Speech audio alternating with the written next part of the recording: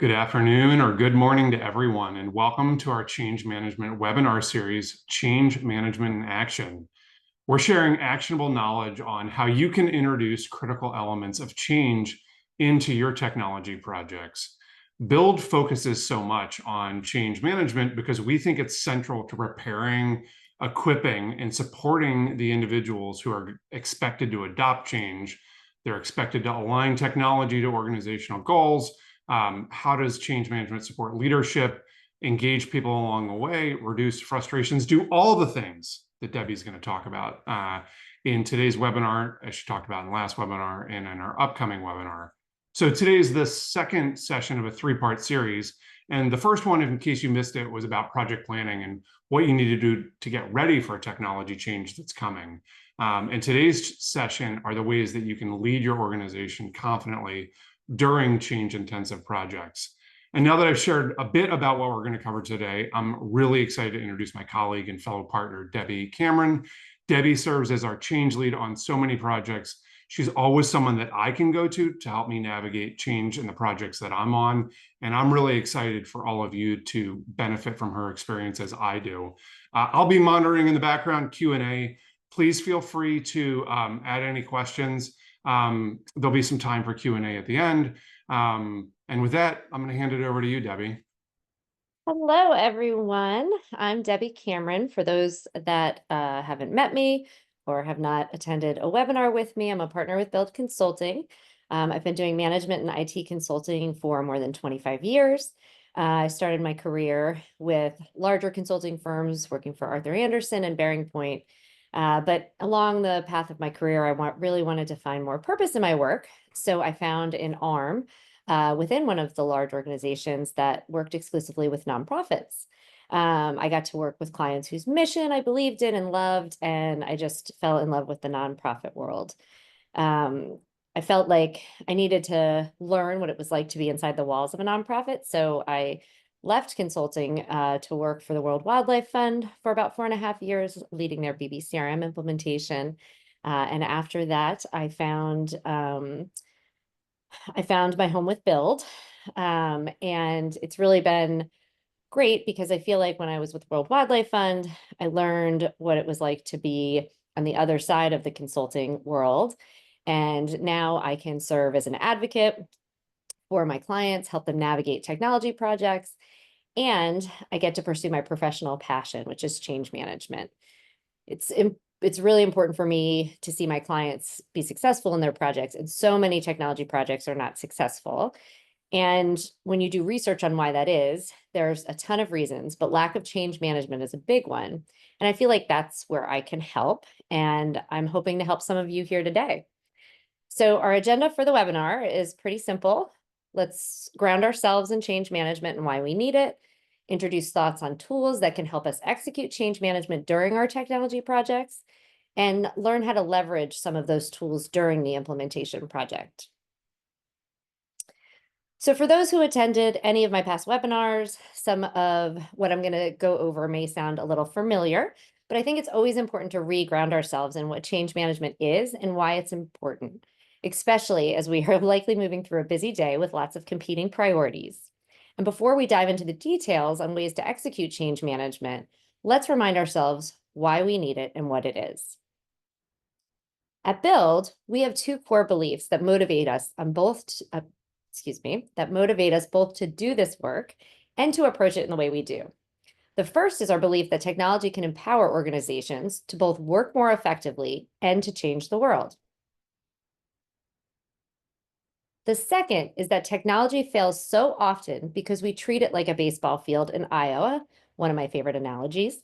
We think if we build it, people will come. We get the shiny new technology, but we don't recognize the need for the organization to get shinier too. Which leads me to a formula we use a lot. In fact, if you've attended any of my webinars or have worked with me, I'm sure you've seen this before, and that's because I think it really makes the point. And it never seemingly gets old for folks because everyone has lived a version of this. And as I hearken back to the slide that I shared earlier, the key is to find the right things to add to that formula that will make the outcome a transformed organization, because that is what's critical to success. More than 50% of nonprofit technology projects fail because the tech moves forward, but the organization does not. Technology fails so often because, excuse me, because if we build that baseball field in Iowa and we think people will come and we get that shiny technology, but we don't recognize that the organization, we need to move it along. And so what can we add to this formula? What are the ingredients that are going to set that organization up for success? And I'm sure if you're here today, some of you have lived this or are currently living through it. And that brings me to why folks are here today. So all of you have some technology projects on the horizon based on the questions that we sent or that we asked when you registered for the webinar. If you are, it looks like there's a good contingent that are in the planning stages. So I do encourage you, if you missed my last webinar on change management during the planning phase, I encourage you to go back and give it a listen. But I am excited you're here today because we're going to talk about some cool ways to layer change management into your technology projects as they're underway. We also asked folks, when is your next technology project starting? And this is really great because it looks like if you're not already on your way, you're going to be starting the next 12 months. This is where I wish we could be a little interactive in the presentation, because I would love to see how folks are doing who are already in their project and it's underway. I'd love to hear what folks are doing in the planning phases as they're starting to look towards the project, and if change management is in there at all. But in the end, I really hope today offers some things you can bring into these projects. I always say it's never too late to start change management. It just can't be ignored. Hey, Debbie, before you keep going, I just enabled chat for people. So do you want to ask that question again and just see what people have to say? Yeah, I'd love to. So I'd love to hear if anyone is in the project planning phase, if they've been putting any efforts into change management, or if you're underway on your project, any change management efforts currently going on.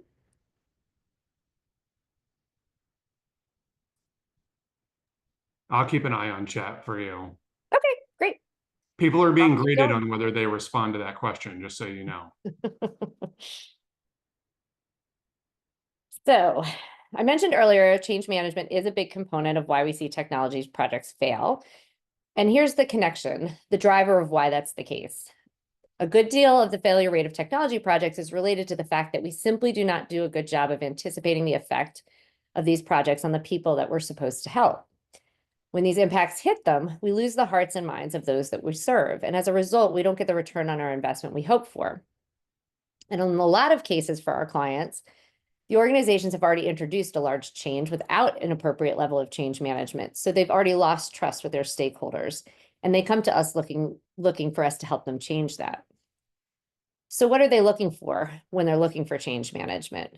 We like the definition by ProSci, excuse me, which is a leading research and consulting company in the field of change management. Change management is to prepare, equip, and support individuals to successfully adopt change. You will notice There's a couple interesting comments. One is Sandy's planning on a migration from Dropbox to SharePoint and OneDrive. And Ken also, what he said was they're working on how to deliver and train for now in the future set and support process modifications to support change deployment, which sounds like a really quick project. Yeah, both of those actually sound like very layered. And I am going to follow up with that familiar face in the chat about the migration to Dropbox, from Dropbox to SharePoint. So I do, when we talk about change management, I think a lot of folks think it's just about making it sound like it's the best thing that's going to happen to them, and making everybody sound like it's going to make them happy. And that's not what change management is. It's not about making everyone happy. And I think a frequent mistake on change management is that it is about telling people that they're going to be happy about this change and just continuing to put a positive spin on it. And that's not really what's going to happen. You're never going to make everybody happy with the change. You're never going to be able to achieve that if that's what you think change management is. With change management, what should change management look like in an organization? We at Build believe it's a concurrent work stream to any project, and it can be done by an internal resource or by a consultant. But what it cannot be, and I think some of you will totally agree with this statement, what it cannot be as a side job of someone who is managing the technical change. It can't be another thing the project manager is responsible for. Oftentimes, there's a technical project manager, and their focus needs to be on executing every aspect with the project. And it's a lot to ask of one person to do both. It's also a question about capacity. The project manager will always have to have their project management responsibilities be their priority, because they're going to have a lot of pressure to carry it across from a timeline, budget, all of those perspectives. And when there's competing priorities and there's one person tasked who may or may not have all this capacity, what's going to fall to the wayside is the change management side.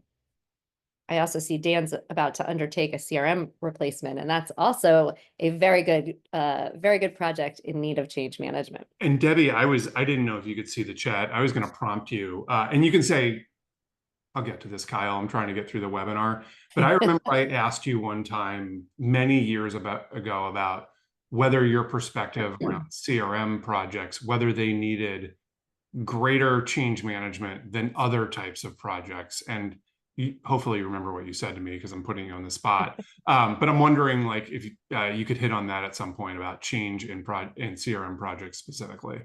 Yeah, absolutely. And now's as good a time as any. I think CRM projects absolutely require more change management than a lot of technology projects.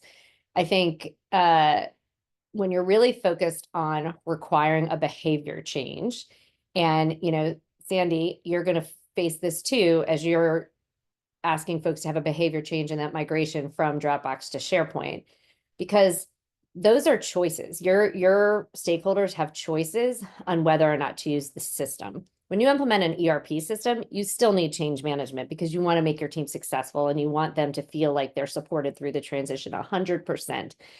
But at the end of the day, the revenue has to get in the system, the accounts payable, accounts receivable, all of those things, they need to operate and exist in a system, and in order for the lights to stay on. In a CRM, you're asking folks to change their behavior about how they work and share information and collaborate with others. And so it's a really, really large task. And it's a really, really, you're often moving people from not, point A to point B. It's really point A to point G. And same with how they're managing files and file storage. That's going to be a big change in behavior, and it's going to require a lot of attention and a lot of care and feeding. And so I think, that is a good segue to, when do I need change management? I talked about in the last webinar, you need it as early as possible, if that's possible. But the important thing is to just make sure you have it and that you continue it throughout the initiative. I have seen a lot of start-stop happen where there's capacity, there's a lull in the project, we can turn our time and energy to change management, and then we get busy and we forget about it. And that's also why it's really important to make the room and make the investment to have a dedicated resource, internal or external, that's going to focus on change management throughout the engagement. Because the minute you start and then you stop and it's kind of forgotten, you're going to start to lose people. Change management is all about the people, and it's all about building trust, credibility, offering transparency. And so why do we need change management? All of these things. Connecting it to the organization goals. I mean, technology strategy is organizational strategy. One cannot fully succeed without the other. It supports your leadership by providing them with the tools and resources they need to lead through change and support their teams in the transition. It engages with the stakeholders who you are asking to make the change, which in turn will reduce their frustration and help set them up for success, which is what we want in the end, because if they're not successful, we're not going to be successful, and the project wasn't successful.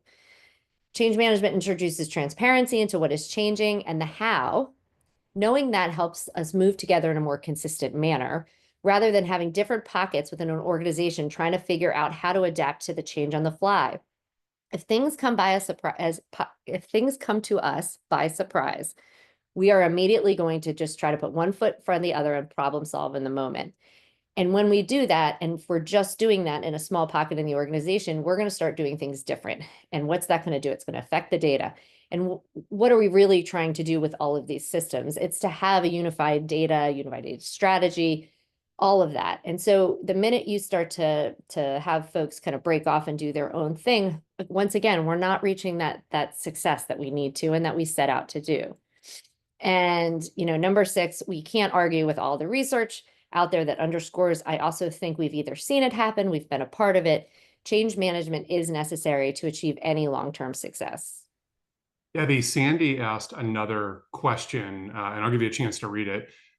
She was really interested in the point that you made about having the project management lead also be the change management lead. At least that's how I read it. I thought it was my ears pricked up when you said that as well, and curious how you might respond to Sandy's question.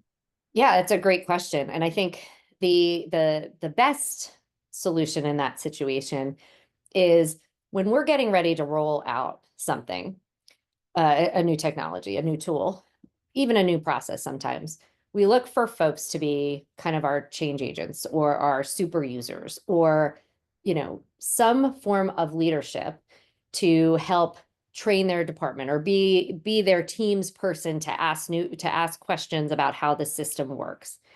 We're always asking folks to take on different roles in these projects, right? So find somebody in the organization who wants a new opportunity to learn, wants some professional development, maybe has I have a slide in the planning, the change management for planning projects. There's a slide about qualities of a change practitioner. Maybe there's somebody that really leans into those characteristics. Identify that person.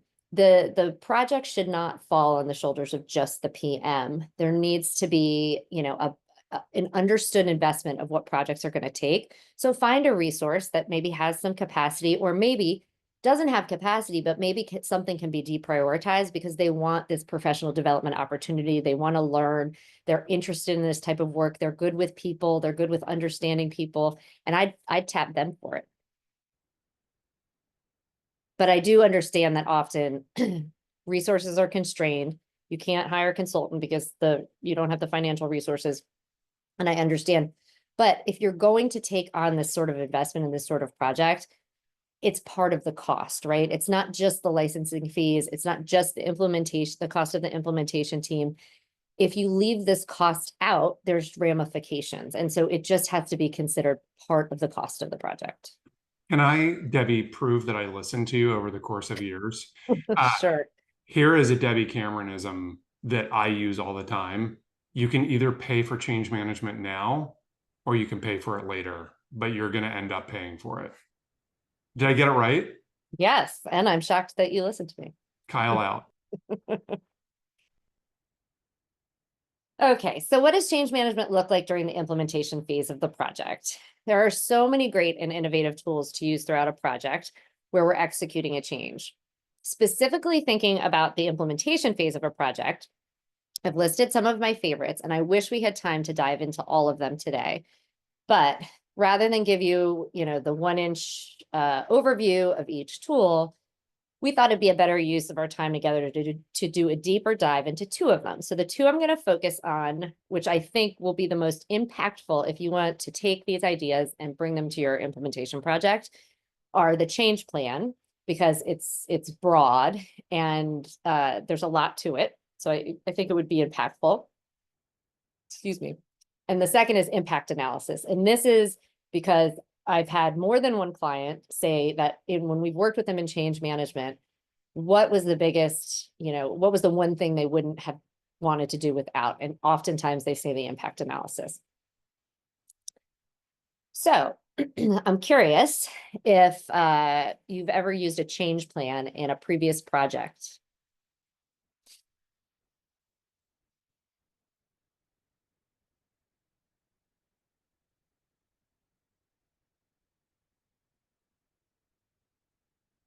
We got about half the people have responded so far. Give people a little bit more time to respond.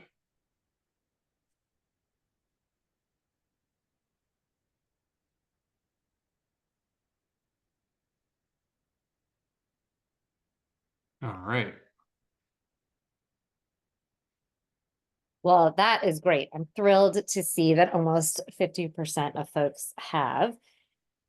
Again, I wish we could do a working session at the end of this because I'd be so curious if what I'm about to share, where there's some familiarity, where you've used that.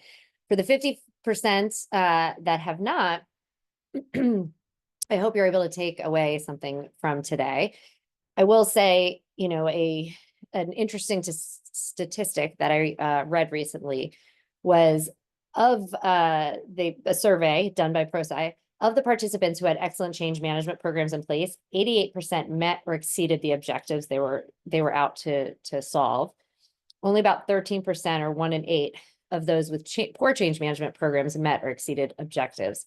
So again, it's just another survey, more research that supports the need for change management. So what is a change plan?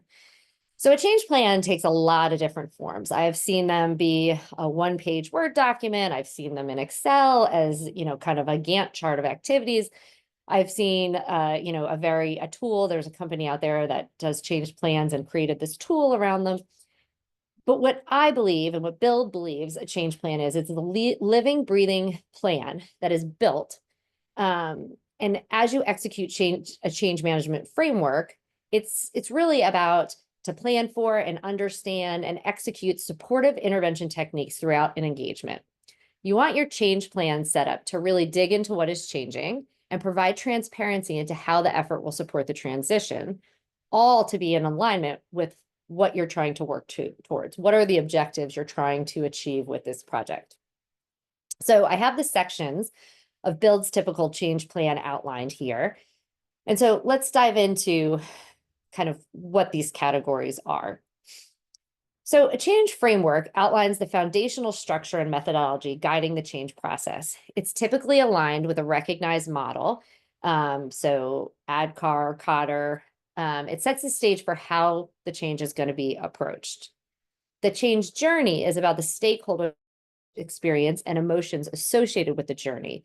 It helps us visualize the progression of the change from their perspective.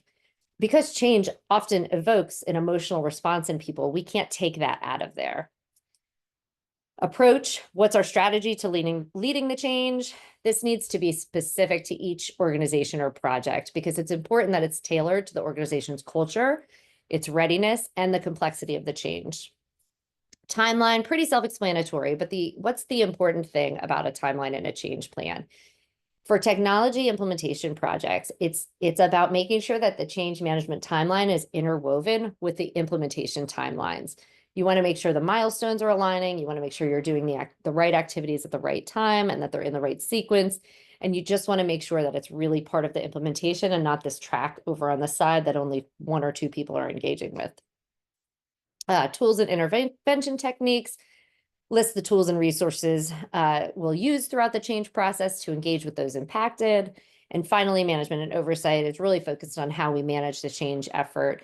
What you're looking for here is ensuring accountability. So what happens if we miss deadlines? Who can we escalate challenges to if we're running into a brick wall or we have a problem we can't creatively solve? Who can we go to?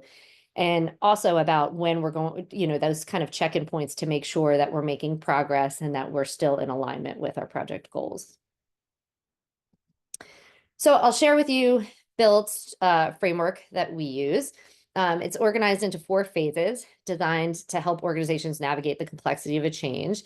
It's a systematic approach we developed, grounded primarily in ProSci's ADKAR framework, but we do have some nods to Kubler-Ross in there, which you'll see as we go through the change plan. And it really works to ensure that every aspect of the change process is planned for and supported. It's really a way to organize the different activities and make sure we're sequencing them right and celebrating milestones alongside an implementation.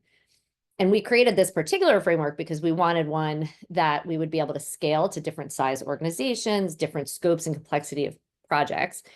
So if you all are trying to determine a framework that would work for your organization or project, let's talk about what you might want to build into your phases or framework. And so in our defined success phase, The objective is really to clearly articulate what success looks like for the change initiative. A lot of times we start these projects and the success criteria that we're working towards is successful launch. And that doesn't really address the whole thing, right? We really want to identify goals, outcomes, success criteria, and make sure we're aligned on those items, because we want to make sure that what we're working towards isn't to just turning the system on and, allocating user licenses to folks so that they start using the system or they have the ability to use the system. It's about reaching the vision. So what's the vision? Making sure we're sharing it, making sure we're articulating it, understanding what it looks like, and making sure we're aligned on it. Activities in this phase are about developing a clear vision for the change, gaining alignment with leadership, key stakeholders, establishing KPIs that we can measure against as the project is going on. My favorite tool is a project charter. I think that is a tool that helps align both objective and subjective measures, talks about the problem statement. I think it's a wonderful tool to use. And all of these activities are about setting, or rather laying a foundation for the change process. When you move to understand the impacts, the objective is really about digging into what's changing, identifying who will be affected by the change, and specifically how. It really involves digging into the details and assessing the impacts on different groups and individuals. So as you can imagine, a key activity in this phase is conducting an impact analysis, which we'll talk about in more detail later, but also things like creating user personas, developing a risk log, and developing mitigation strategies as part of that risk log. And these activities really ensure that all potential impacts are well understood, because we can't support people, we can't help them transition, we can't do any of that unless we know that the impacts are understood and how to address them. Engage. It's exactly what it sounds like. It's engaging with stakeholders to prepare them for the change and support them through the transition. It involves identifying the intervention techniques you want to use that are a good fit with the type of change and organizational culture we're working with.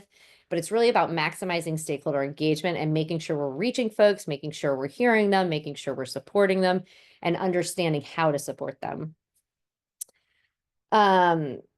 Activities in this phase are focused on executing those intervention techniques, such as communication plans, listening sessions, training strategies, testing support.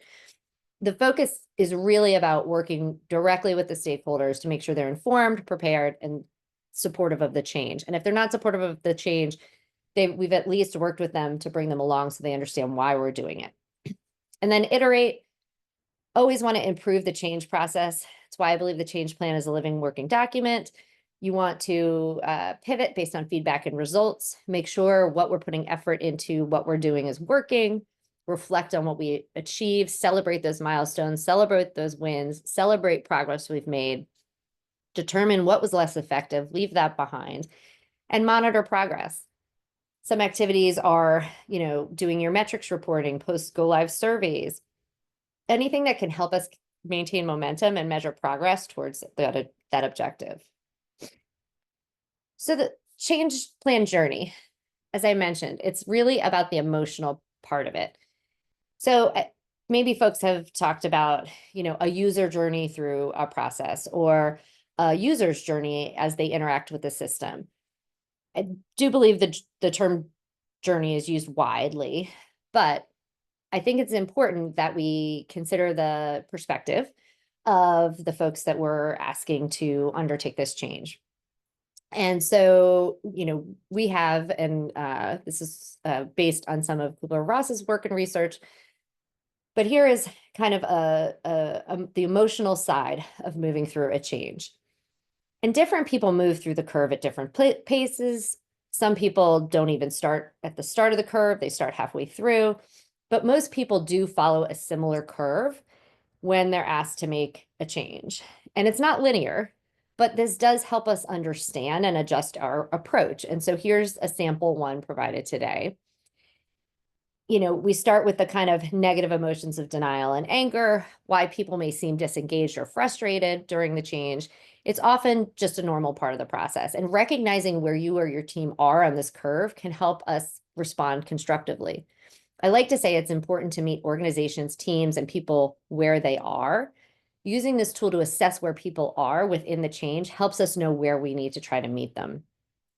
If they're in the initial stages of that change journey, you have those negative emotions, and it could be, for any number of reasons. But if change was not communicated effectively, they might feel blindsided, which is where you'll get that, anger feeling, or, stakeholders may downplay the change or think it doesn't affect them, which can slow progress. And what you want to meet them with there is clarity.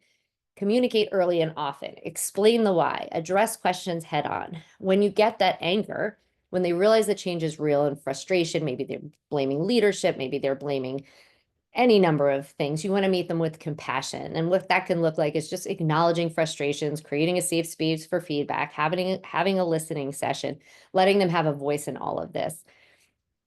Cynicism really comes in when the reality of the change sinks in, and it may cause feelings of sadness or loss, or they may react in more of a negotiation way to minimize the change. A lot of times we struggle with folks wanting to hold on to the way things are done today and getting them to kind of sort of break up with that and look forward and say, okay, I understand that's how we're doing it today, but when you're doing it today, what are you trying to achieve? That's what we're working towards. Let's talk about a new way to get there, or let's talk about the best way to get there in this new world that we're implementing. So those emotional states are best met with enthusiasm, reassurance, clarifying goals and timelines, reinforcing benefits. And then hopefully we get to exploration, which is really about, folks testing where they fit into the change. And that's when we want to introduce things like training and coaching, celebrate those wins, foster that culture of learning so that they have confidence and they'll feel good, like they are going to be prepared when this actually happens and we migrate onto the system. And then if we've done all of these things, if we've moved them along the curve, we'll get to acceptance where they're going to embrace and ready to move forward. And again, going back to what I said at the beginning of the webinar, it's not about being happy. They still might tell you that, I was going to use an example of a system, but that could get me into trouble. Debbie's system of accounting is the worst decision this organization ever made, but they've accepted it. They're trained on it. They know how to use it, and they're going to be comfortable on day one. And that's that knowledge piece of it. Moving on to the timeline. So obviously this is a sample timeline, just putting up as one that I've used in a previous project. And what I wanted to just highlight is what's important when I'm building my timeline and my change plan. Obviously, sequencing of activities. The timeline really acts as a vehicle to provide a clear sequence of the key change management activities. It ensures that each phase of the change process builds upon the previous one, helps stakeholders understand the progression of actions, helps them see what's coming, helps them understand the timelines. But again, it's really important that it aligns with the, implementation project timeline. The synchronization ensures that the change activities are happening in tandem. We want to make sure we're in lockstep for the overall project rollout. And we really don't want either, like if they get out of sequence or out of line, we don't want that, because we want to reduce any disruption. We want to maximize the impact of each step, and we want to time it well. And so this is a sample timeline. Each change plan may require adjustments based on, an organization's specific context, size, complexity. These obviously change activities may or may not happen on every project, but it's really about making sure that that framework exists and it can be tailored to fit the needs of the project. And while it aligns with the implementation timeline, it needs to have its own separate space because all of the activities need to be monitored as well. So what's the benefit of using a change plan?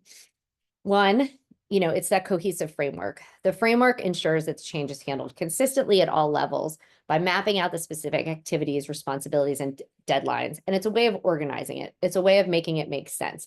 Why are we doing this particular change management activity? It's part of this framework, and its objective is this. It helps us think through the right tools. We can't just throw training and communication at every project and think we've handled change management. It's not enough. You need to, figure out what other change management tools from your toolkit can ensure that the change process is tailored to the specific needs of this project and your stakeholders. It helps align project leadership on the change management strategy, which really helps in maintaining coherence and support throughout the organization. It's very important to plan ahead because you never want to seem like you're running behind on the change management activities. I cannot tell you how many questions, when I've been a part of many implementations, and part of the kickoff or part of the planning, people are already asking about training. And it's because they don't trust that they're going to be trained, and they don't trust, they want to know when they're going to be trained. They want to know that you've thought about it, you've planned for it, you have all the details about it, you're not going to forget about it. And so if you map these things out and you have them in the messaging and the transparency and you can share it, you're going to help build trust because they know you're planning ahead and they know you're dedicating time and effort towards it. And as all the research says, and I keep saying over and over again, it really is going to increase the likelihood of project success. Proactively managing that human side of the change increases the likelihood of the project success by ensuring that everyone is prepared and feels like they are supported in the transition of that change. And so let's talk about some times a change plan wasn't, or a time a change plan wasn't used. This was an organization we worked with. They really wanted a comprehensive tool to help manage their relationships. They had a complex some complex needs around compliance, customer service, contracting. And they tried for a really long time to stretch their ERP into, also to serve as their CRM, but it didn't work in the end. And they really wanted that holistic view of the folks that they had relationships with. And as the organization transitioned from kind of a compliance focused relationship to more of a partnership, working, collaborative relationship, they needed to spend more time on that part of it and less on the compliance part of it. And the project leadership did a great job putting together a project team. It was very representative.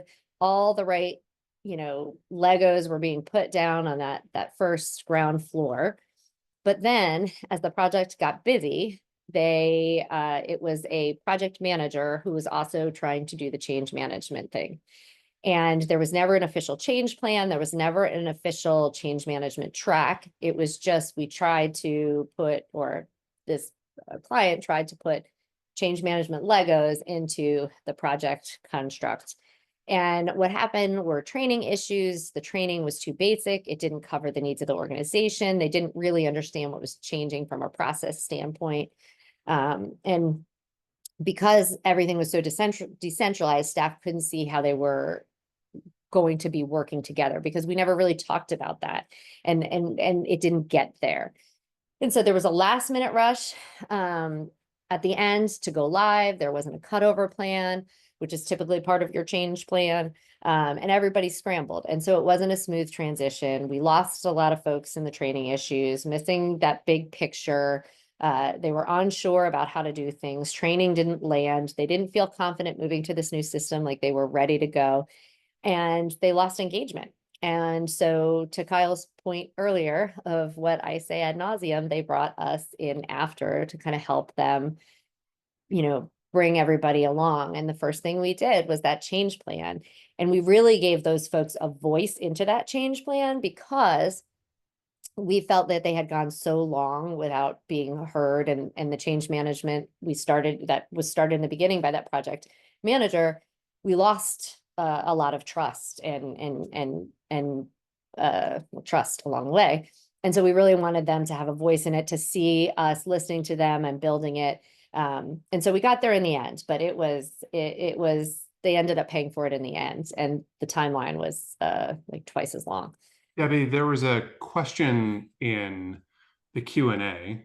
Yeah. Which bravo to whoever put it there and not using the chat function. They followed directions. They're also a statewide organization, and they were wondering in this for this organization, was being a statewide organization that typically has people from different parts, like from urban and rural areas. I think I'm capturing this accurately. Did that create any unique change aspects for this organization? It did, because you want to recognize where all these different stakeholders, external, internal, wherever they are. I mean, you're going to have that problem internally in some organizations, and I've seen that where, even headquarter versus a small office, there's some different levels of forward thinking. There's some different levels of history where, some offices may feel like a redheaded stepchild, for lack of a better term. And so you really are going to run into this at any organization. However, when you take an organization and it's decentralized and the locations are so different and the culture of each office is so different, you're really going to run into it more. And that's when that change journey is really important, because you want to do that when you have that broad of a stakeholder group with that different, you want to use that change journey to really figure out where everyone is, because you're going to need to manage those stakeholders differently. It feels like we could do an entire webinar series about decentralized federated organizations and the unique change impacts of those types of organizations, because my experience is that those have a whole different layer of change associated with them and a whole different type of change and a whole I different agree kind of wholeheartedly. communications. Yeah. I'll put myself back on mute. This is your webinar. I shouldn't be adding my perspective. Your perspective is always welcome. So of course we have to follow that up with a story of success, right?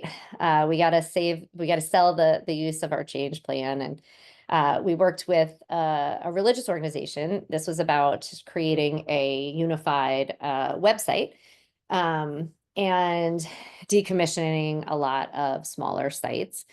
And at first, like a lot of folks, they weren't excited to increase the investment of the project and add change management to it. Um, and so they were kind of a little hesitant, but said, okay, well, we'll do a little change plan. Uh, let's do a little investment and we'll see where it goes. But as the project went on and as the change plan kind of came into effect and the activities started happening on a smaller scale, but it was immediately evident about the difference this was making, and that the things that were maybe going to be ignored, that the change plan was bringing out and giving a voice to, and all the things that maybe hadn't been thought through. And it was great, because the change management effort grew, the change plan grew, and in the end, it was a successful project and folks felt heard. We received a lot of feedback. Leadership received a lot of feedback on how they felt supported and listened to, and the things that we couldn't get to were acknowledged and put somewhere, and they knew it was going to happen after, because we did start a little later on the larger change management, so we couldn't do all the things, but it was still a great success. And so not only did we achieve the successful migration, but we, had great stakeholder engagement. The training and support materials were well received. We got great feedback on those. And there wasn't even a part in the project that was going to be dedicated to, process and roles. And we were able to do that. And that headed off a lot of trouble that we would have had post go live had we not gotten there. Okay, next question for our participants. Have you ever experienced a process change at work and felt like it was introduced without sufficient preparation or communication?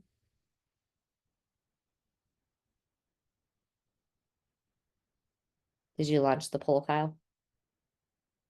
I'll confess I lost the window. I am going to launch it. I promise. Well, that's okay, because I do I think think we're. I can launch it. You know what happened was I didn't close the last poll. And so Oh, just one sec. I was going to let you off the hook because I do think we are running a little tight on time. Do you want me to hold off on launching it? Sure.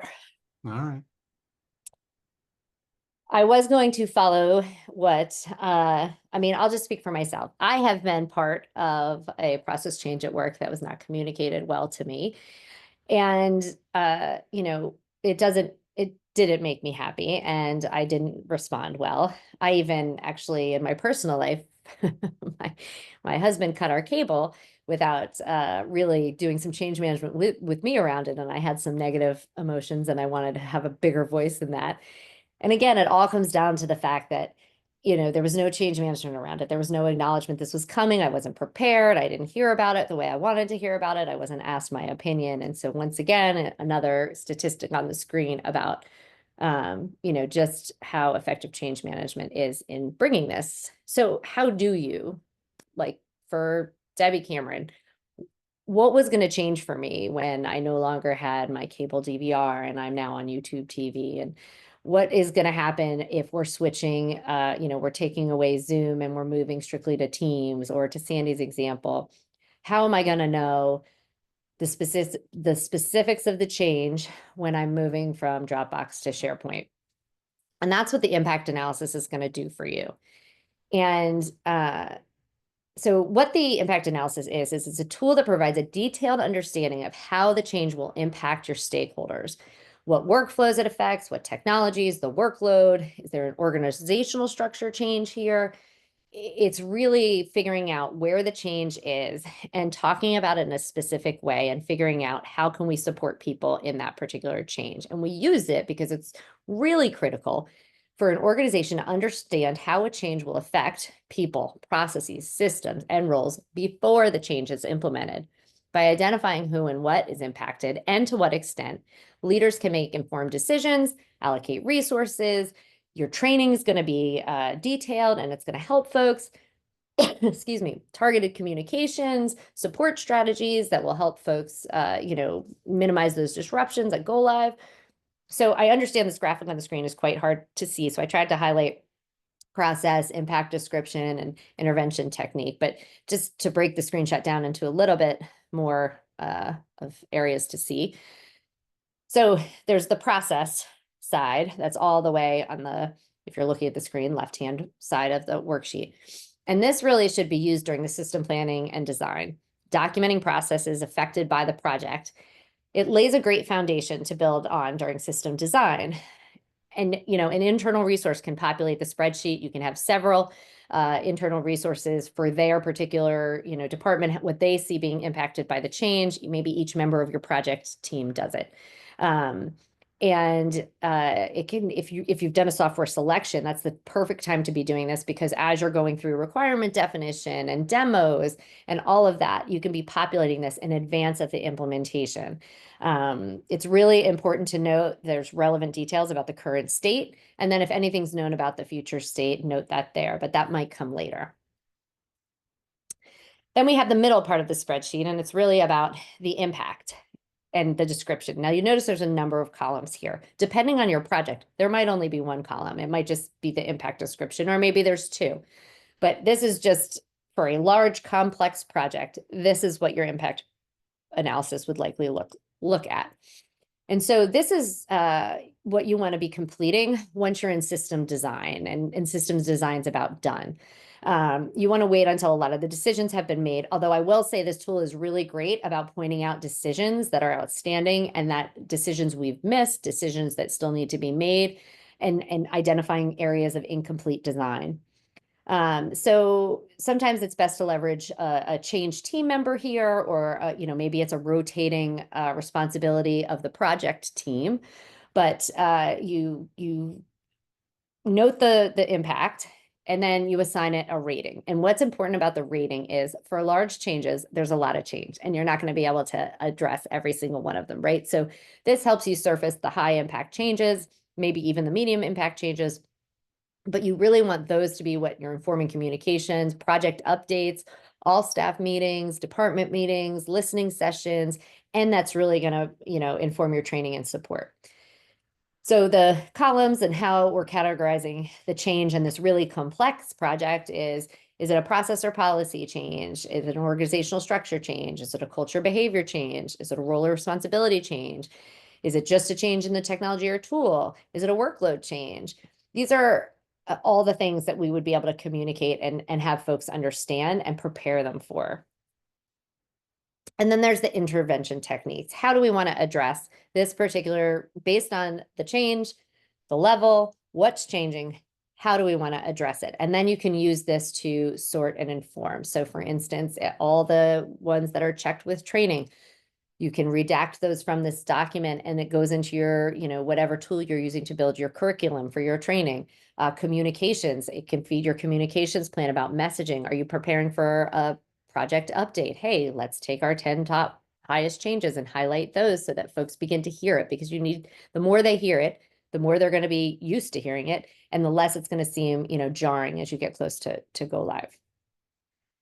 And so our outcomes of using an impact analysis is really the shared understanding, define what is changing in each area of the organization. It helps us understand the impact on employees, and it allows for planning so that we can ensure that they have the requisite knowledge, skills, and ability.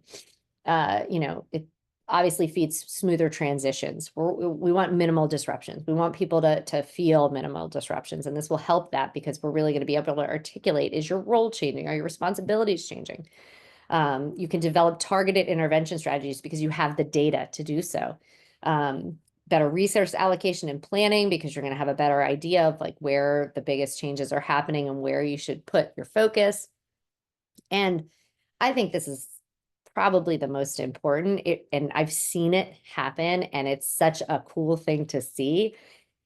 And I'm curious if anyone has used an impact analysis and has seen this last one. I'd appreciate in the chat just to see if you agree that this is so impactful.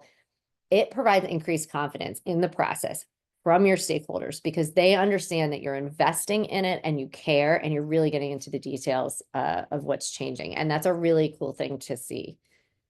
Gwen commented in the Q&A, she said, there's not a question. She said, this is extremely useful. They're implementing CRM and grants management systems for their organization. She was just appreciative for all of this good content. That's awesome. That's awesome. So obviously, negative impact if we're not using our impact analysis. This was a client who selected and implemented a CRM. Change management was a huge buzzword for a particular member of leadership. Wanted to do, lots of change management investment, brought up change management all the time, but really wanted to pick and choose the change management that was leveraged. And impact analysis seemed like a waste of time. So despite strong recommendations from yours truly that the impact analysis should be done, and it was an oversight, this was just something that wasn't worth the time and investment. So what happened, without working through the team's processes and mapping how the new system would impact them, it really left the team unsure of how they were supposed to use the system. And as a result, training and even design, like you saw the problems as we were reaching the milestones in design, you were seeing that folks really, like, it wasn't landing for them. They couldn't vision how this was going to become a part of their life. And the training was really ineffective, and it wasn't for lack of effort. We did a great job with what we had from design, and what we did a couple of working sessions to try to tease out some training content to try to piece together the impact analysis without doing an impact analysis. But we didn't have enough detail. The proper analysis wasn't done. And, at the end of the day, training was good, not great. And we launched the system, and adoption was super low, and leadership was like, what the heck? We invested in change management. We did all these things. And the answer was they still didn't know how to integrate it into their work, because the change management was done at a surface level. And sometimes that's all you can do. And like I said, it was good, but not great. But again, to Kyle's point, which I guess is telling with how many times I've said this to him, if you don't pay for it during the implementation, you'll pay for it after, because then they had to post-launch go through and work with each team to really map their process to what it was today. And what did we lose when doing it after? We lost their trust. Everybody thought the system didn't work. So much negativity and so much disruption and so many things that we could have avoided if we had just done this. So I will say, if we're going to invest any time and energy into change management, obviously training and communication can't be left by the wayside, but impact analysis should really, really, really be a priority. Now, our good story, this was an organization, sorry, just regrounding myself in the story. This was an organization that hadn't flexed their change management muscle a lot. And, when you're trying to be a change management advisor to an organization or lead change to an organization that hasn't flexed it a lot, there is a lot of push pull, because a lot of things in change management don't always land for folks. And a saying that a colleague recently shared with me by the name of Kyle Haynes is, why did you hire us to bark if you're not going to, if you're going to do the barking? But I get it. Like, change is hard, and changing to layer change management into your work is hard. It's a change. We're asking you to do a change while you're doing a change. But this client came to us and they had an open heart and mind, and they were like, we want to become change champions. We'll do whatever you tell us. They leaned into everything we put forward. They were embarking on a custom build of a Salesforce solution to support their programmatic work. It was a really large project, and it impacted thousands of volunteers and hundreds of chapters. And we ended up, they had this great idea to create these 3 different stakeholder journeys and of who the project impacted. And we did an impact analysis for each journey. We leveraged a lot of other change management tools throughout this project. However, when asked at the end of the change management what they valued most, the majority of the surveys that we got back said the stakeholder or the impact analysis was by far the most impactful. And it showed in the outcomes. We had focused training. We had a lot of great communications. We had informative listening sessions. It was really, really great. And with that, I know we only have 4 minutes left, but I'll turn it back to Kyle for Q&A if there is any. I answered one of the questions about how to scale, whether the model that you shared, define success, impact, analysis, engage, and iterate, whether it can be scaled down to a smaller organization. It absolutely can. It's really about figuring out the capacity that you could dedicate to each one of those phases, and what's the most what should we prioritize in that phase, because there's a list of like 5 to 7 things. Just do one in each. Do the most impactful thing in each one of those. So do those 4 sequential things and you'll make a difference. And that's one of the reasons we designed it the way we did, because it's it's about really just choosing what you can take on in that moment that will be the most impactful. So are you saying in that instance, don't make perfect the enemy of the good? I will never use that term, but yes. Any other questions before we close out? I want to give people a couple of seconds to either put something in chat or Q&A. We are going to wrap up shortly. We know that it's the top of the hour. Everybody, get your camera ready. You can be some of the first people to register for our next webinar in this series. Debbie, I don't see any additional questions. Don't see any additional questions. Just a couple of quick things. We do have change management resources available. Blog posts, there are under our resources section, some of the templates that Debbie referenced. Those are good places to start. Again, Debbie said it, getting started is the most important thing. And as she said, don't make perfect the enemy of the good. The other thing that I just share is that we are a LinkedIn first company. We oftentimes post there first before we update our blogs. We're really trying to stay engaged with the community there. So just a nudge to follow Debbie, follow me, follow Build Consulting on LinkedIn. And then lastly, here it is. The next webinar is on May 14th. And this is more about what you're doing post go live and adoption. This QR code will take you right now to the registration page. You want a front row seat for this. As you can see, Debbie has a wealth of information. And Debbie, I really appreciate you making time for all of the questions today. And I appreciate everyone joining us. Thank you, everyone, for being here. Have a great day.